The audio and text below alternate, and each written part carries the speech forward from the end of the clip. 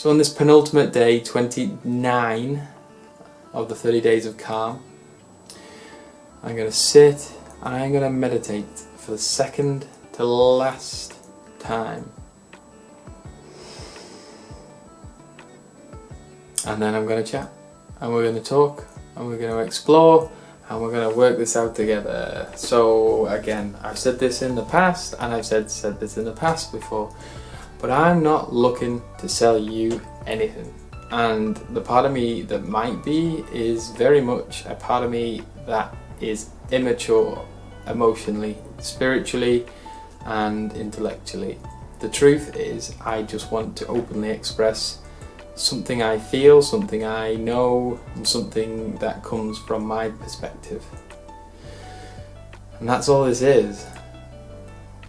Okay, so I'll see you on the other side.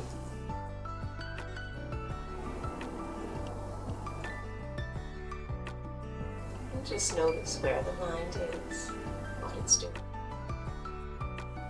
Okay guys, so it's quite warm today.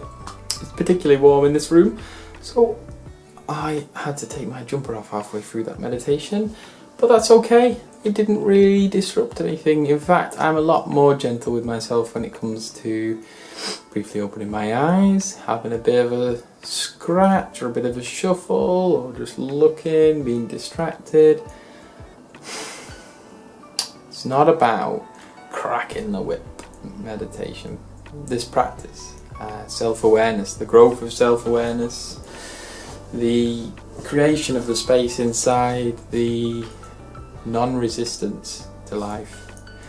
It's about going with the flow, and sometimes that's how the mind works. It comes in and it goes out again, comes in and out again. And there was always the concept given across is like, try not to, you know, get mad at yourself, try not to punish yourself, try not to see what your body is doing, see what your mind is doing is wrong. Bring awareness to it, that's all. The strength of that practice is certainly much more intuitive now than it was when I first started this, as you'd expect with anything. I think after 29 days, it's fair to say you've had some practice. I'm going to link down in the description a very well known talk by one of my favourite philosophers, Alan Watts.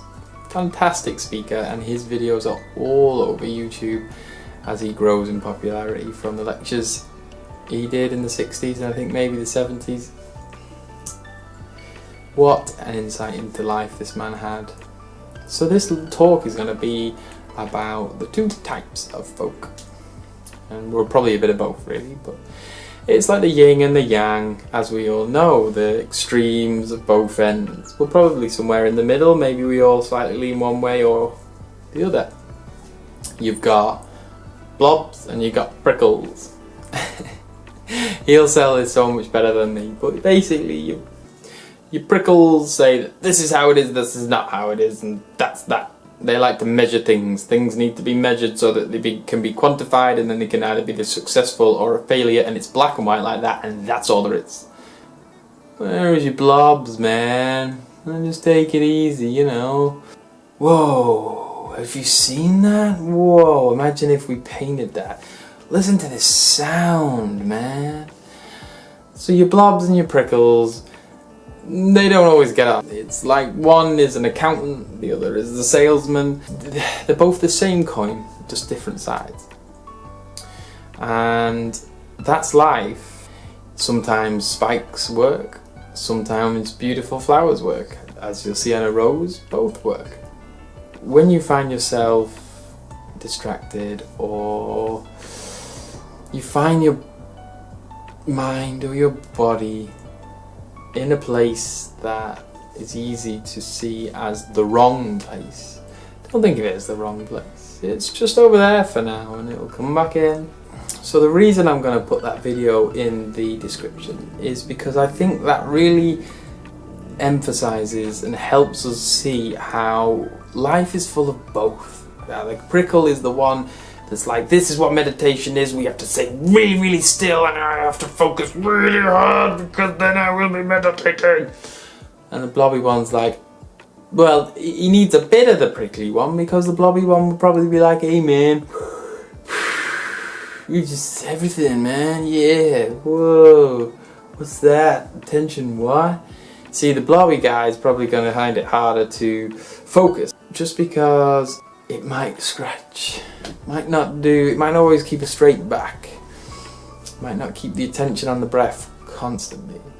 Prickle needs to keep it in line, but it knows, it sees that if you're too prickly, if you're meditating like this, you're trying to force so much that you ain't gonna get it, and you have to put so much effort into it. I mean, hey, you could do that all you want. You could become one of those incredible people who do it, you know, 20 hours of meditation a day, rigidly down this practiced, never-ending path, and that's how we're gonna get enlightenment. The truth is that too much of either way is never going to take us there.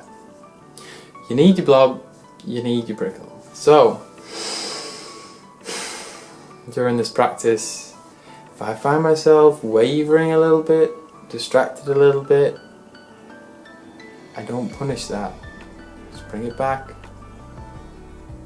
Bring the attention back. That's been a really fun bit about it, really.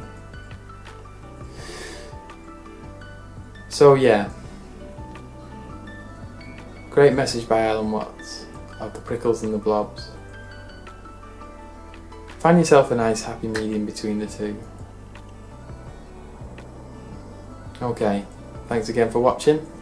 I'll see you for our final day